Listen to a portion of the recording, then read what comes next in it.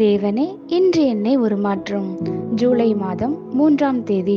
மிருகத்தைப் போல அல்ல. சங்கீதம் 119 135. உமது அடியேன் மேல் உமது முகத்தை பிரகாசிக்க பண்ணி உமது பிரமாணங்களை எனக்கு போதியும். தேவனுடைய முகம் என்பது தேவனுடைய பிரசன்னம். அவருடைய முகத்தின் பிரகாசத்தில் அறிவு, உணர்வு மற்றும் வெளிப்பாடு உண்டு.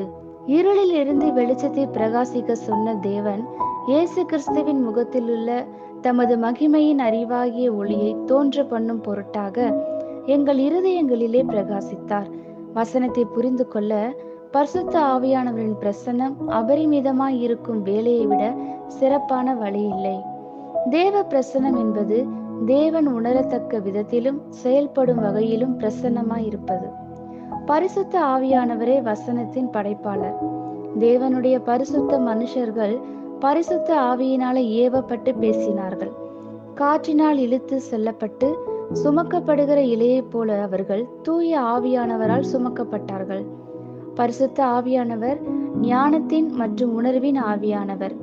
பரிசுத்த ஆவியானவரின் உதவியின்றி வசனத்தை வாசிக்கிறவனை சங்கீதக்காரன் மிருகத்திற்கு ஒப்பிடுகிறார். அவன் ஒன்றையும் உணர முடியாது. அநேகர் தேவனுடைய வசனத்தின் வல்லமையை இன்னும் அனுபவிக்காததற்கு காரணம் அவர்கள் பரிசுத்த ஆவியானவரிடம் செல்லாமல் வசனத்தை வாசிக்க முயற்சித்துள்ளார்கள். அவர்களுடைய வாழ்வில் வெளிப்பாடு இல்லை, அக்கினி இல்லை.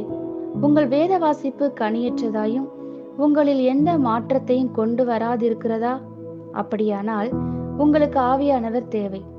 நம் வாழ்வில் உள்ள பரிசுத்த ஆவியானவரே தேவனுடைய வசனத்தில் உள்ள அதிசயங்களை காணும்படி நமது கண்களை திறந்தருளுகிறார்.